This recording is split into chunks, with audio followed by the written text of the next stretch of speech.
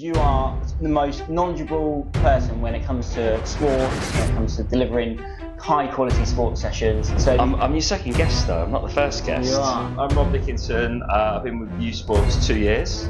Actually, 2 years now. I've the anniversary and everything. Oh, yeah. Wow. Again, that's a hard one as a mentor to go. Yeah. Because if they don't enjoy that lesson, then it can have a knock-on effect of actually I don't want to do PE next week. So adaptability is huge.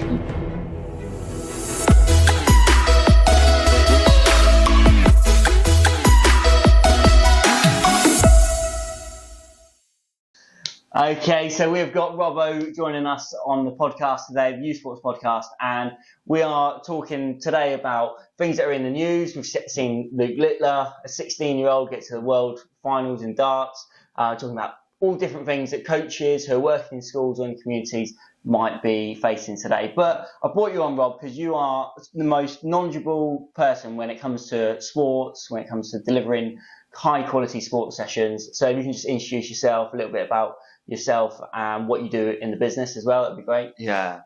I'm your second guest, though. I'm not the first guest. You are second guest. Yeah. Well, my first guest is more important than you. So basically, I'm Rob Dickinson. I've been with uSports 2 years. It's actually 2 years now. I've the anniversary and everything. Oh, yeah. Wow. Let's go. I'm the education manager. So my job is to basically look at the development of our coaches, how they're supported, how they're mentored, how we can progress their coaching journey, how we can support that, and really just sort of many other things as well, looking after our apprentices that we have, running training courses ourselves. And for you coming into that role, what was your experience like when you were learning how to coach? Did you get that sort of? Did you have a mentor teaching you? I think the ropes? It was, especially like my background was predominantly like local football clubs, and I wouldn't necessarily have had a mentor, but a lot of the time what I used to do was I used to turn up early and there'd be like a coach on before me, and they would like UEFA B, UEFA A licensed coaches. I used to watch them. And learn a bit off them. But I learned a lot doing in my first few years of coaching. Yeah. And then as I got more into PE and things, I started realising that actually, because PE was so much broader than just one sport with 10, 12 kids that you see twice a week, in PEs, like you have 30 children, there's so much more to learn. Yeah. So I found that then I was really lucky I had a good mentor that I did my level 3 course with, but also I found that they were just a natural mentor for me anyway. Yeah. Outside of coaching as well? Or? A little bit, yeah, but just a good person just to have, mainly coaching, but just sort of talk through some coaching ideas and like showing different philosophies and how to sort of really develop as a coach, and just coming from I found it fascinating because a lot of stuff links with what we do in terms of positive experiences in sport and how to get as many children active as possible, and even in a PE lesson, and how to sort of keep things flowing and naturally transition, and just learned so much from them. But it was quite nice because what they would do is sometimes they come in and show everyone, like all our coaches, some game ideas and things, and then maybe how to link it to a PE lesson or things like that. But then also they'd maybe come and watch me, probably only maybe watch me 4 or 5 times teach PE. But even in that time, I learnt so much from them, because they'd be like, right, I can see this, this and this, but actually next time maybe work on this. And I'm like, right, okay. And then it just you sort of build your... Yeah, it's amazing. I often find like every coach we ever go and see is trying 100%. They are putting in the best effort they possibly could.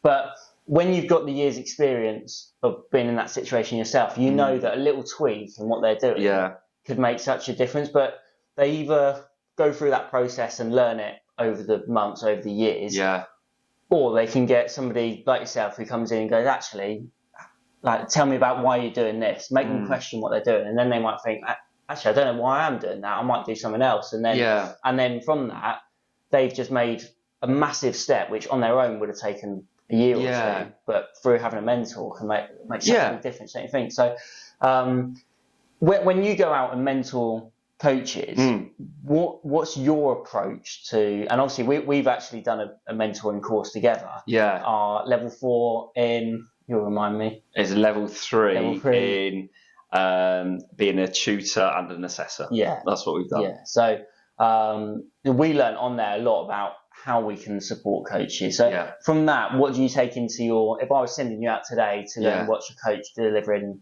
a PE lesson, and you need to support them, what is your go-to approach for a coach? I think where I can, I try and get in contact with the coach beforehand. So look, I'm coming along, and they might go, oh, brilliant, I've got this particular issue, or I've not taught this topic before. And it might be that they say, actually, I've had a look at a plan. I'm fairly comfortable. I want to give it a go. Or they might say, actually, I'm so nervous about this. I've never done it. Would you mind showing me how you would do it? And then I might get some ideas off that. But I think it's sort of, it's what I try and get with the mentoring is a lot of the time it's a one-to-one situation. And if I think about some of the coaches that I mentor for uSports, a lot of those relationships look quite different. And that mentoring session can look different because of, it might be that I might just go, right, I might have more of an idea of how they coach. Right, I'm just going to stand back first half an hour. I'm just going to watch. I might make a few notes. And then after that, it might just be, I'll go and have a bit of a conversation with them. How's it going for you? What's going well? Talk to me about what you're finding difficult at the moment. I try and find I get the answers out of them. Because I find I can get more buy-in and ownership from the coach. They might even recognise what's going wrong. Sometimes they might be able to recognise what they're doing well. They might be able to recognise where they're struggling. Sometimes even if they're recognising where they're struggling, but they might not know how to fix it. And then it might just be trying to have a conversation. I might have to just give a complete idea. But it might be that I can maybe say, well, actually, why do you think it's going? Why do you think you're struggling with that? And they might go, I don't know. It could be something you go, right, well, have you thought about this, or have you thought about that? Or I think it's because what I used to find is that I've had sort of, even like when I've been on courses or had mentors and things, sometimes they would come in and go, right, change that. And I'd initially go, but I'm not sure if that's where I want to go with the session. It's a very short-term fix.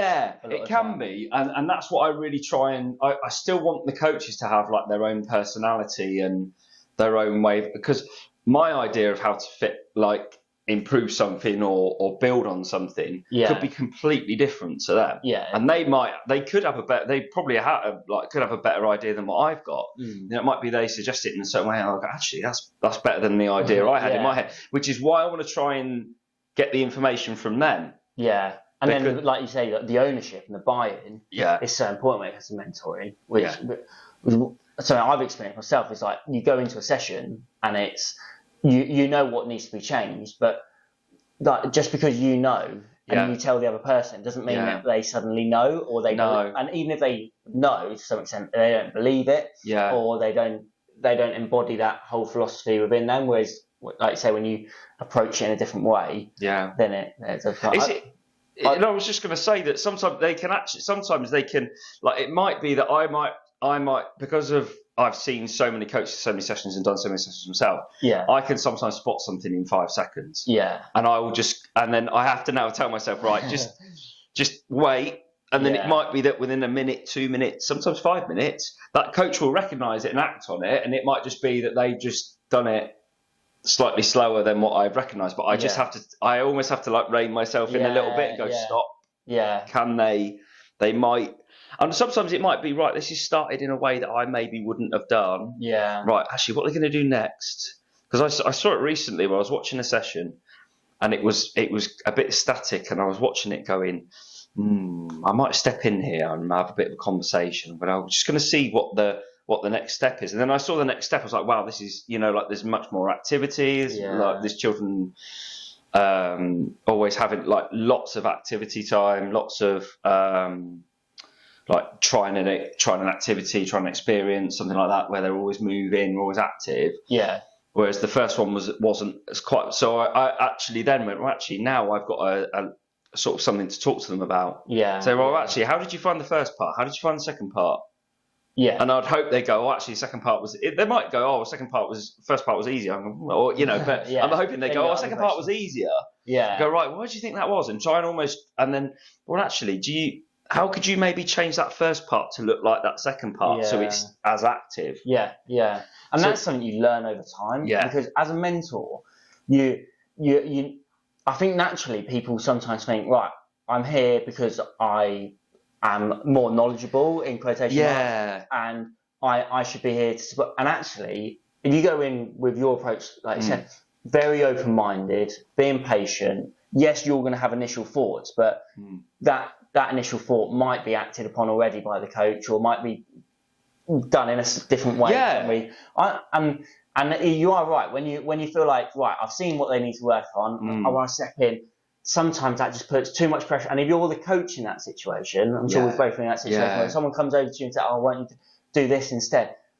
Like, okay, I might have been about to get there. I might have recognised it myself, and then you feel like you're on edge because you're just waiting for the mentor to spot the next thing and come in. And I would say though, at times there is a time to step in, and you probably know what I'm going to say. It's just when it's like when it's a safety concern. And absolutely, I think again that's a hard one as a mentor to go, right, I'm going to have to step into your session right now. I don't even have 5 seconds to see what you do because what's going on is just too dangerous. That might be. You need to step in and go, actually, look, this has to change now. And that's where you open up a different side of your mentoring and more like authoritative, isn't it? Of right. Yeah. And it's almost sort of that, it's that sort of last resort style for me. But I completely agree with you. If it's a safety thing, like if there's, say, like a coach's position, or maybe can they see a whole group, and because they're like doing someone's laces, but they maybe got their back to the rest of the group because they haven't thought about, and then I see something that's maybe potentially dangerous or a hazard, or you've got a child half over fence or whatever it is. Right, well, actually, I've got to go and then deal with that, and then it's almost like once I've dealt with it, then it's almost right. The next action is once that child's safe again. Then it's like, right, back to the coach. And then having that bit of a conversation. And it's like, well, how can we sort of change what you did last time to make sure that child is in a safe position next time? So it could even be, it's amazing how I used to do it all the time when I used to do laces, and I would turn my back to the rest of the session, and then you get a kid come over, oh, he's just kicked me, or he's done that, or he's done. I'm like, right, okay. And then I don't know if someone told me, or I've just eventually figured it out for myself. Actually, I need to do like the laces where on the outside, where I can see, where I can see the rest of the session, I can see what's going on, and there is sometimes that temptation for coaches to go in the middle. But there is that thing of, if you're in the middle, you're never going to be able to see everything. And it's sort of, that is tricky, because sometimes you might want to go and do like some small interventions with a group, but it's all the time that I've still got to try and make sure wherever I am, I can still have a bit of an overview on the rest of the lesson. And that has other benefits as well, but it's sort of from a safety point of view. But I think it's that thing of, right, well, is it a safety or a welfare concern thing? Because obviously that safety of that child and those children in that session is the biggest priority. So and that coach might not have spotted it for whatever reason. They might not have seen it. They might have not realised how much of a priority it is. And then there might be a sort of a bigger picture in terms of, well, actually, do we need to look at giving them some support for safeguarding or first aids course, or other things like that as well, to make sure that they are as supported as possible. Now, on that topic of wellness and safety, obviously, as it's getting colder, as we're filming today, beginning of January, and it's getting colder, and you're starting to see the frost in the ground, and you're doing these arsenal clubs, it's getting dark, and the environment around you is obviously a big part of that. What would be your advice to coaches that are maybe listening to this, that are working out in the cold in these environments, are working with young kids, what would be your advice? I think what I always think about is when I'm coaching in the winter, I think I've got a nice big coat on. I've got my tracksuit bottoms on, I'm really nice and warm, nice and cozy. 5 layers. Yeah, I have got about 5 layers and my hat on and everything. I'm really warm. And what you find is a lot of children, because they're going to be more active than you, they've got less layers. They might have a base layer possibly. They might just be t-shirt, jumper. They might have a coat on. They might not have a coat on, and they might just have some trousers on.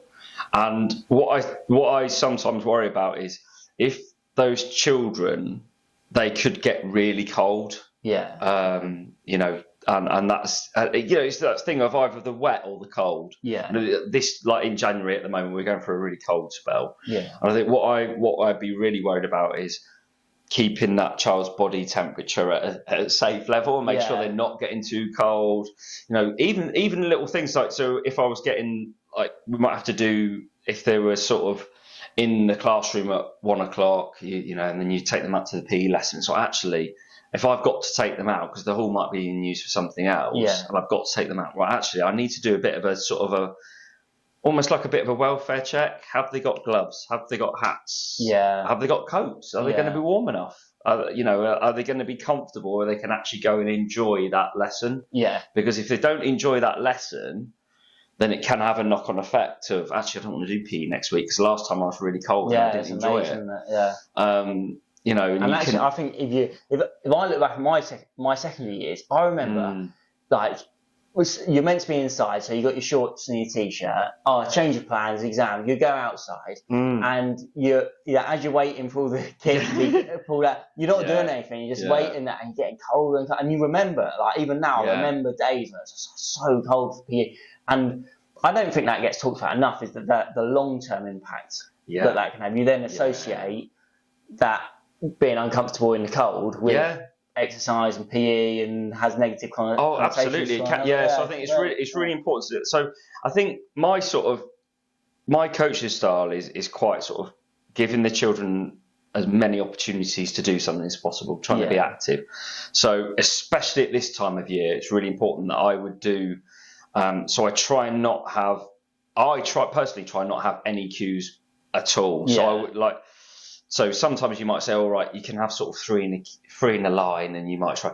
But actually, I try and be active all the time, so every child is doing something and not being still. Yeah. I actually did when I first started at uSports, I did a video on it. Yeah. Like a training on warm-up ideas. Yeah. We did like a football one, and it was based around that idea of not having anyone standing still and everyone moving as much as possible. There's lots of little tips, isn't there, that you just pick up over time. Yeah, like you say, it feels like common sense to make sure that you've got your hat and your gloves. And the amount of coaches sometimes I see and I turn up and they haven't got their kit, or they haven't got their gloves, or they haven't got their hat, and it's like these simple things make your life easier, and then you can pass that on to the kids. And if you're thinking about yourself, you pass that on to the kids. Have they got their hat? Have they got their gloves? There's nothing worse than getting to the end of a session, passing the kid back to the parent, and the parent going, "Oh, why haven't you got your hat on?" And you think, and actually, little 6-year-old, okay, maybe he could have taken it into account, really, but at the same time, really, the coach could have said, "Look, everybody, if you got a hat, you have to put it on." Yeah. These little tips. You've spoken about keeping them moving all the time. I always think about what we're actually doing in that session, what equipment. If I'm doing basketball or something, and I know it's been really wet, or it's about to rain or something, how can I try and keep the basketballs as dry as possible for as long as possible? And do I need to get them all out at the same time? All the basketballs get soaking wet and freezing cold, or can I stagger that? Like all these little, even things like the bibs as well. Like if it's raining and you've left your bag open, and then you're going to give a child a soaking wet bib. Actually, that's is that the right thing to do? Is it a case of, well, actually, can you just put that bib in your pocket rather than wear it? It's not ideal, but it might be a bit of a safety and keep them warmer. You're right. A better way of doing that. So it's there's a lot to. Sometimes it might get forgotten about at this time of year because there's so much else for you to think about in terms of your plan and your session and even where the session is. But I think making sure that they're safe and looked after and warm is really, really important. Yeah. Really important. Yeah, 100%. Yeah. Now, in the new year I want to talk to you about this. Luke Littler, 16-year-old, gets to the final of the darts championships. What is your take on that? How does a 16-year-old get to that level? And on that, he's also mentioned that he's been training about 30 minutes, 45 minutes a day. Yeah. How do you approach it? What are your thoughts on that? I think it's sort of that. There's obviously a lot of nurture there. I think in terms of how he must have developed his skills. I think if someone is doing like 30 to 45 minutes a day, it doesn't actually seem like that much. If you think about it, you think but like actually just practicing, like doing that skill for 30 minutes every day. There's obviously that enjoyment factor that he must have really enjoyed, just, getting the darts, going the board. And maybe that was his way of relaxing and switching off, and maybe his most enjoyable thing. And I think that's something that if that's the thing that you enjoy the most, then you're going to do it every day. And I found this with coaching, actually. It's just, I used to do it and go, oh, I love that, and I can't wait till my next session. And then I remember like someone saying to me, well, why don't you just do it as a job? Because you love doing it so much. You're good, and you've sort of almost got that just natural instincts of how to coach. And I think maybe that was his. He's just had some natural instincts that he's very good. But I'd be fascinated to find out from him. Was it anything that he did at school that sort of, how did he get interested in darts? Because like for me, my next bit would be actually, how can I use someone like that is clearly very popular at the moment? How can I use that in my P lessons? How can I use that to inspire those primary school children that might have been watching a bit with their mum and dad at the darts, maybe, and they might know, because this is what sometimes happens. It might be on the news, on news round or something like that, and they'll see, oh, this 16-year-old's got to the final. Well, actually, can I use that? If I've got a way of doing target games in PE, it might be that I can't have 30 dartboards set up, but I used to do like a giant darts, and I'd get out all the parachutes that are at the back of the PE shed that no one ever used. Used to get them out, put them on the floor. I might get the kids to bring their whiteboards, put some numbers on their whiteboards, spread them out on the dartboard, on the parachute, get some foam javelins, and get them all throwing them at the giant dartboard. And that might be, and they're learning how to throw a javelin and they're developing their coordination, but they might find that more engaging.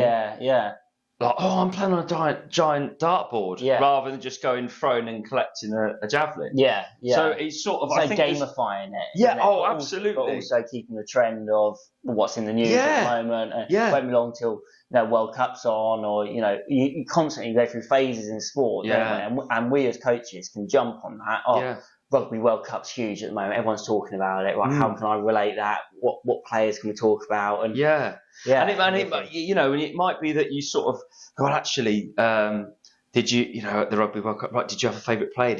Why did you like them? And they go, oh, they did this and this and this, and it might be while they're getting changed in the classroom, you might, like the following week, you might be able to find some footage of this player that they really like, and use that as a bit of an inspiration before they go out. And you're right. I think there's like when you get success stories like that, I think you can definitely use them in PE lessons. 100%. No, perfect. Now I want to wrap up, but before I do, I want to try and get as much of your knowledge over to the. How long have we got? We know that's not going to happen anytime soon, but.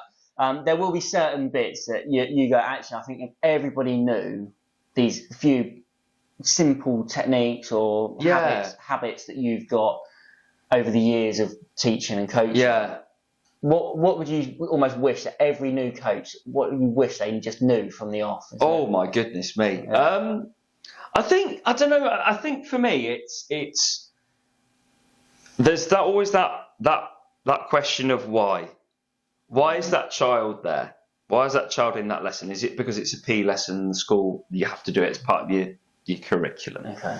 Is it that they're at an after school club and they really want to do this sport and they really want to learn? Yeah. And or is it that their parents go, actually, I want to try and get them to do this sport. They might not be too keen on it, but and I think then because if I can maybe understand why that child's there, it might help me understand what's going to engage them. Yeah. And it might be because some of them you might go, right, I've got this really technical session on, and it's on how to throw or how to catch or how to kick or whatever it is. Yeah. And that child might just go, do you know what? I just want to go and be Super Mario for an hour. and if you can understand that, what they're there for, and maybe what their interests are and what they like, I find that you can really you can get that session to adapt for that child, for those children, that's really and like using characters or using games or what's going to get the best out of those children. And I think that's really important. And it can be tricky because it might not be an overnight thing. It might not be you just go to one session and go, right, I know why these kids are here, what they're doing. And it's almost just having those little conversations with them. You might just understand, do they play for a local team and this is just like their bit extra that they're just learning, they just want to learn a bit more. Or they've never done the sport before, but they quite like the look of it. And, and then it might be just, sometimes you could go to the parents at the end and go, they're quite, I've done it loads of times where I go, they've got a bit of talent for this sport. You're doing multi-sports, sometimes they'll just go, it might be, I think this is the sport that they have enjoyed the most over the term. And then, that parent might then go and look into a bit of actually, go and have that conversation with that child. Is this something that you want to do more of?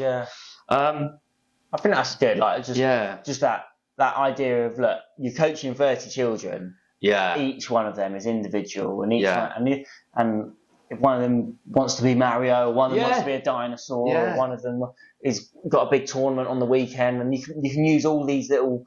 It's hard with a big group, but it can be. But like you say, you get to know the group, and you can make that session, that hour, the best hour that kid has it in a week. You know, you get it right. And it might be sometimes that, like, I might look at.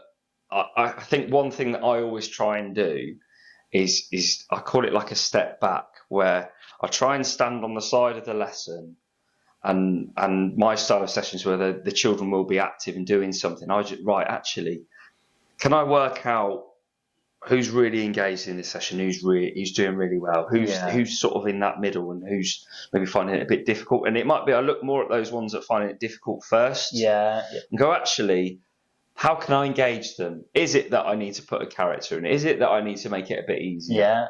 Can I try and make it more fun for them than maybe it already is? And you can almost tell sometimes by either their face or how much energy they're doing that activity with. If they've got the head down and they look a bit unhappy.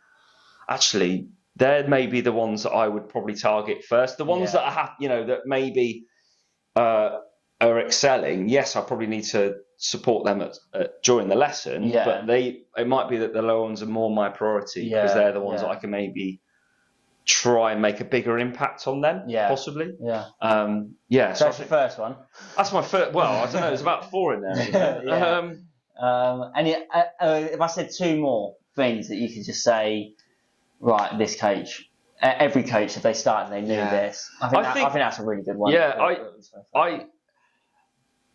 It's a bit of a double-edged thing, because adaptability is huge. Like being able to adapt to, like, when you work in a school, or any session really, things you can do.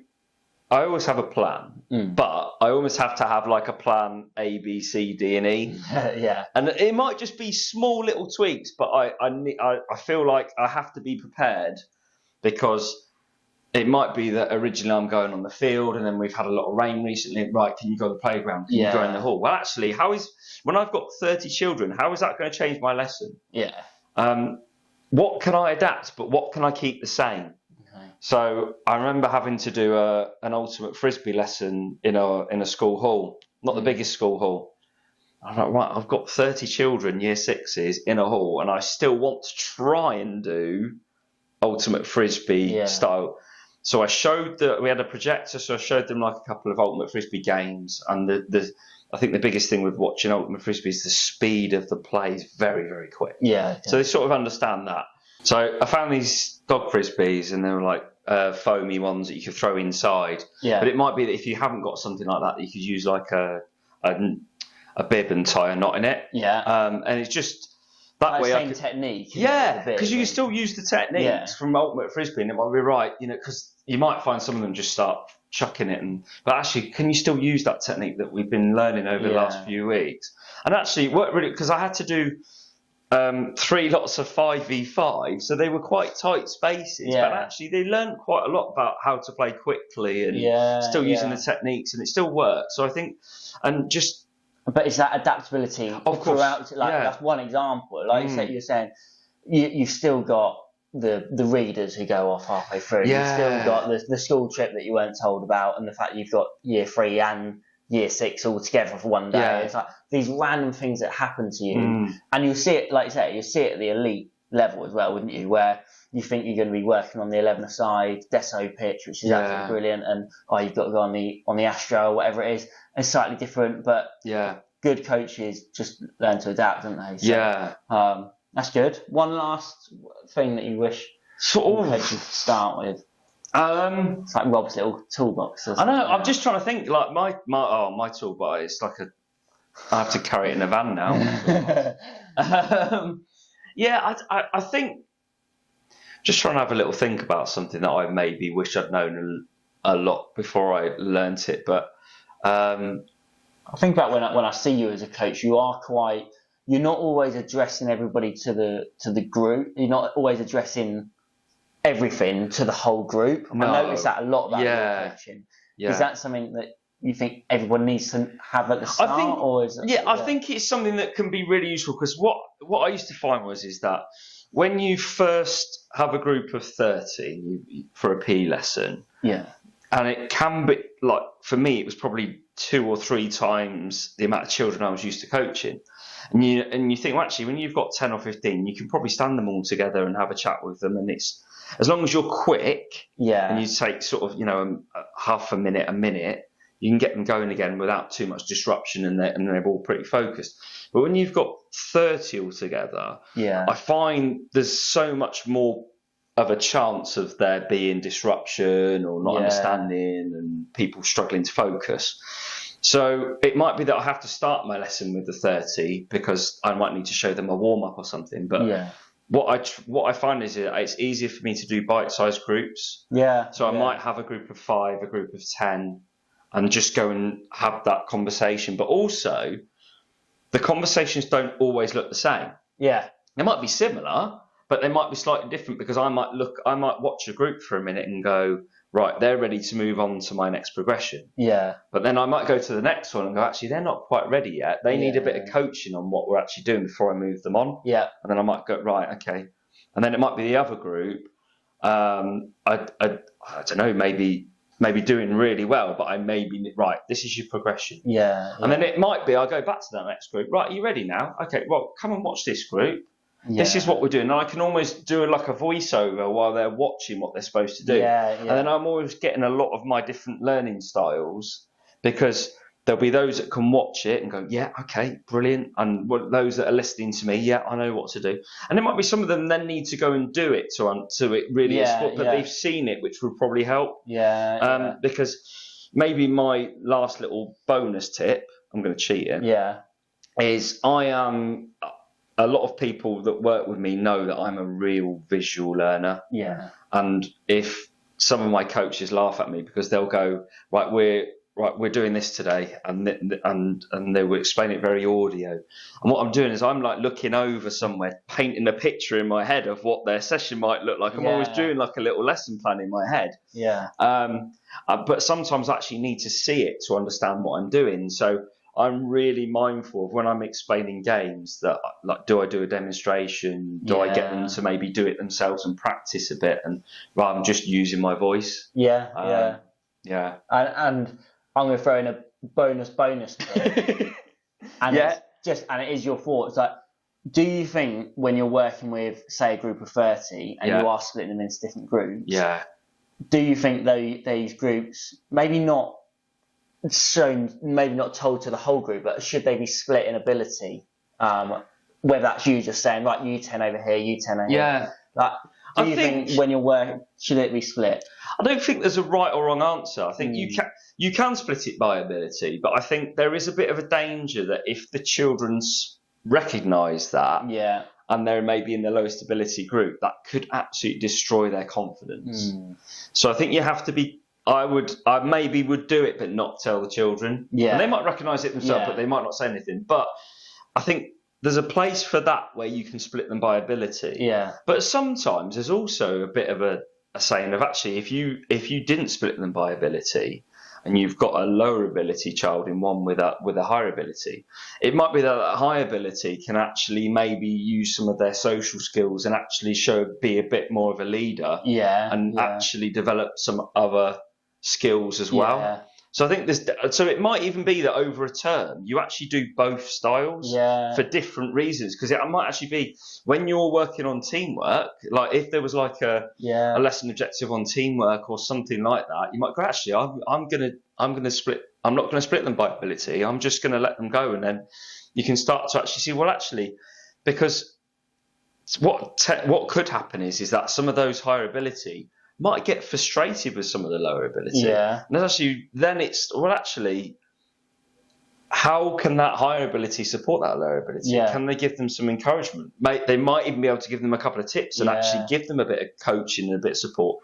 And actually, I think for me, that is one of the biggest, most important things of PE lessons, is you can help to develop that child socially as well. Because in the classroom, it can be really difficult to do that. But outside in a PE lesson, it's a brilliant time to do it. Really good time to do it. No, that's really good. I really enjoyed it, because we don't often have a chance to sit down and just talk about coaching either. So to have you on today is fantastic, and hopefully other people have been able to pick up from your knowledge and be able to, maybe it's asking them that maybe they might be asking themselves questions now about their own coaching and how they might change something. And ultimately, I know you're so passionate about improving the quality of sports education. So we really appreciate what you've done today, but also what you do with us every day at uSports, upskilling coaches, making sure more kids are having a positive experience of sport. So thanks for everything you do, mate. That's right. Like, share, subscribe. Oh, hey, I beat you to it.